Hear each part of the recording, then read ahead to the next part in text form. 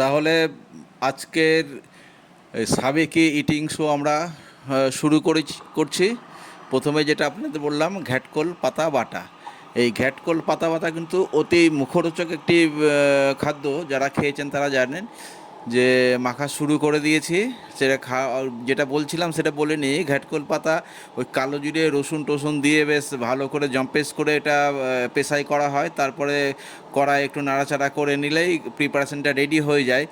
একদম ঘরোয়া খাবার যারা পছন্দ করেন তারা তো খুবই ভালোবাসেন। আমার একটি প্রিয় আইটেম। এটা খেলে কিন্তু গায়ের ব্যথা, মুখের রুচি এগুলোও ফিরে আসে, শুনেছি মা মাসিদের কাছ থেকে। সুতরাং এই একটা ভালো পদ এবং খুব মুখরোচক পদ। একটু ঝাল ঝাল করে যদি ঠিকঠাক করে রান্না করা যায় দারুণ লাগে। আমার এক্সপ্রেশন দেখে আপনাদের তো বুঝতেই পাচ্ছেন যে ফাটাফাটি হয়েছে এবং বেশ জমিয়ে খাচ্ছিও।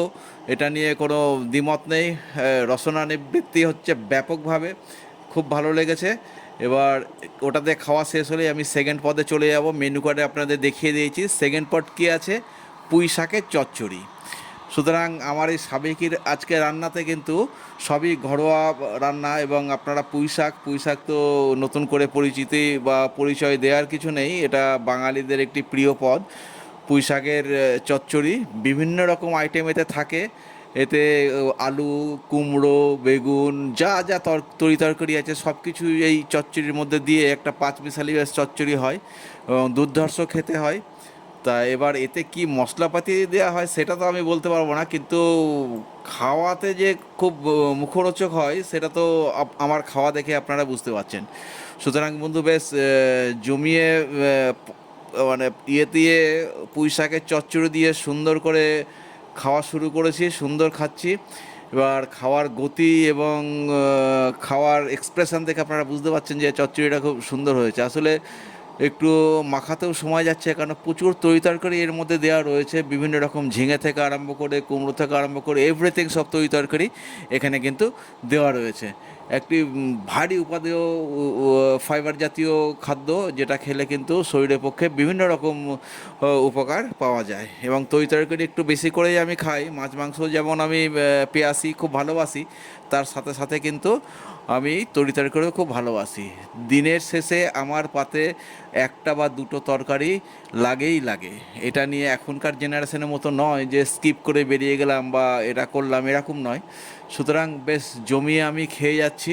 বেশ খেয়ে যে ভালো লাগছে, মুখ চোখ দেখেই বোঝা যাচ্ছে দারুণ লাগছে খেতে। ও একদম বড় বড় মুঠো করে মুখে পুরে দিচ্ছি। এই যে দেখাচ্ছি, এটা হচ্ছে কাঁঠালের বিচি। কাঁঠালের বিচিও এর মধ্যে দেওয়া রয়েছে।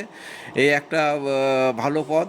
এটা এখন সিজনিং এখনই পাওয়া যায়, সারা বছরের আর কোনো সময় পাওয়া যায় না। কেননা এই গ্রীষ্মকালের শেষের দিকটায় কাঁঠাল বাজারে ওঠে এবং তখনই তার বীজটা ইউজ করতে পারি। সুতরাং একটা পদের মধ্যে পুঁই শাকের মধ্যে কাঁঠালি বিচিও দিয়েছে, সেটা আপনাদের স্পেশালি একটু আমি দেখিয়েও দিলাম। বেশ জমিয়ে খাচ্ছি। খাওয়ার পর এবার পরের আইটেমে নিশ্চয়ই শেষ হয়ে যাবে, এখনই এখনই শেষ হয়ে যাবে। আমি পরের আইটেমে চলে আসব।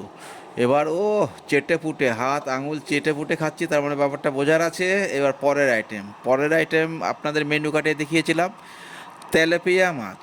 তেলাপিয়া মাছ আপনারা কেমন জানেন জানি না, এখানে খুব খুব দেশি তেলাপিয়ার আমদানি হয় এবং খুব টেস্টি মাছ। এত সুন্দর মানে জ্যান্ত মাছ এবং এত টেস্টি মাছ এবং কাটাও কম, এই জন্য মাঝে সাঝে দু একদিন তেলাপিয়া মাছ আনি। এই তেলাপিয়া মাছ খেতেও কিন্তু খুব ভালো লাগে। যেহেতু কাঁটাবিহীন মাছ, সেহেতু আগেও আপনাদের বিভিন্ন ভিডিওতে বলেছি যে আমার ছেলের এবং পরিবারের সবারই কাঁটা ছাড়া মাছ একটু পছন্দের মাছ, সেই জন্য কাঁটা ছাড়া মাছ মধ্যে তেলাপিয়া মাছটাও পড়ে। বেশ সুন্দর খাচ্ছে এবং এক্সপ্রেশন দিয়ে আপনাদের দেখিয়েও দিলাম। বেশ মুখরোচক হয়েছে। তেলাপিয়ার মাছের তেল ঝোল বেশ সুন্দর খেতে হয়েছে।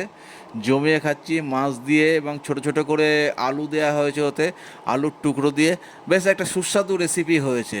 বাঙালি যে কত রকম খাবার তৈরি করতে জানে একমাত্র বাঙালিরাই জানে।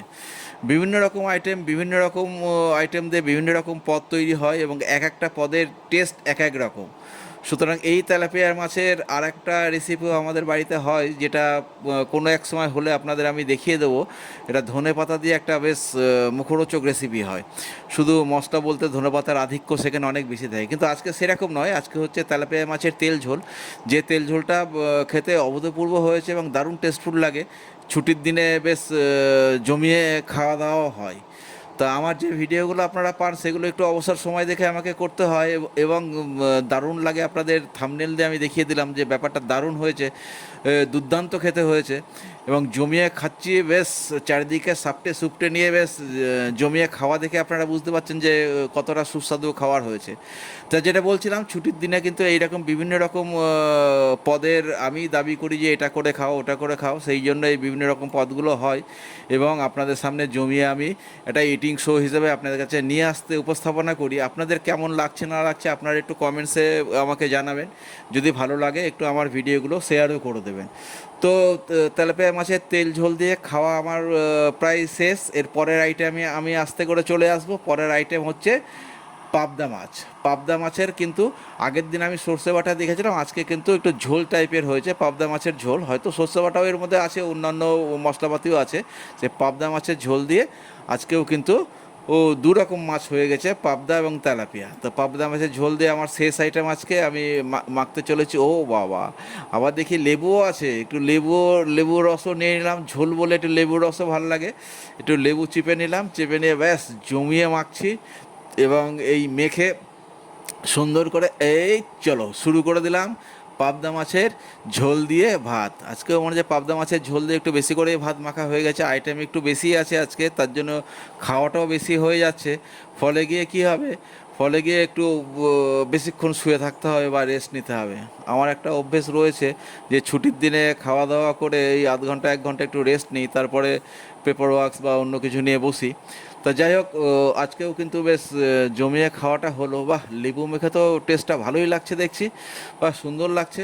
সুতরাং পাবদা মাছ এবং এই বর্ষাকালের পাবদার পেটে যে ডিম থাকে, আগের দিনে আমি আপনাদের আর একটা শোতেও বলেছিলাম, আজকের পাবদা মাছগুলোতেও কিন্তু ডিম রয়েছে, যে ডিমযুক্ত পাবদা মাছ খেতে ভালোই লাগছে। চলুন বন্ধু, বেশ জমিয়ে খাচ্ছি। জমে গেছে খাওয়া দাওয়া। তো এই খাওয়া দাওয়া আপনাদের কার কার পাবদা মাছ বা তেলাপিয়া মাছ বা অন্যান্য কার কী মাছ প্রিয় আমাকে কমেন্টস করে লিখে জানালে আমি আরও খুশি হব। আপনাদের সঙ্গে তাহলে ইন্টারঅ্যাক্ট করতে পারবো, বুঝতে পারবো দর্শকদের কীরকম কী পছন্দ। অনেকে মাছ পছন্দ করে, অনেকে মাছ পছন্দ করে না, এমন লোকও আছে। তা আমি ননভেজদের বলবো, যারা মাছ পছন্দ করে এবং যারা বিভিন্ন মাছ খেয়ে থাকে, তাদেরকে বলবো তাদের কী ধরনের মাছ পছন্দের আমাকে একটু কমেন্টস করে জানাবেন, তাতে আমার খুব ভালো লাগবে। আমার কিন্তু সব মাছই ভালো লাগে, কোনো মাছ খারাপ আমার লাগে না। আমি একটু মাছ পিয়াসি আছি, মাংসর থেকে কিন্তু মাছই আমার ভালো লাগে। তো বন্ধু, খাচ্ছি, খাওয়া দাওয়া প্রায় অন্তিম পর্যায়ে।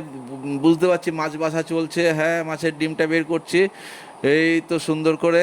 তো এই যে আপনাদের আবার দেখিয়ে দিলাম, বেশ বড় ডিম বেরিয়েছে। তো তো যাই হোক, এই ডিমযুক্ত পাবদা মাছ আবার খেতে খুব সুস্বাদু হয়েছে এবং আমার খাওয়ার গতি, আমার খাওয়ার এক্সপ্রেশন দেখে আপনি বুঝতে পারছেন যে রাঁধুনির হাতও ভালো এবং যে খাচ্ছে ভোজন বিলাসী তার রসনা ও নিবৃত্তিও খুব ভালোভাবে হচ্ছে। তা বন্ধু, দেখা যাক, খাওয়া পর্ব আমার শেষ।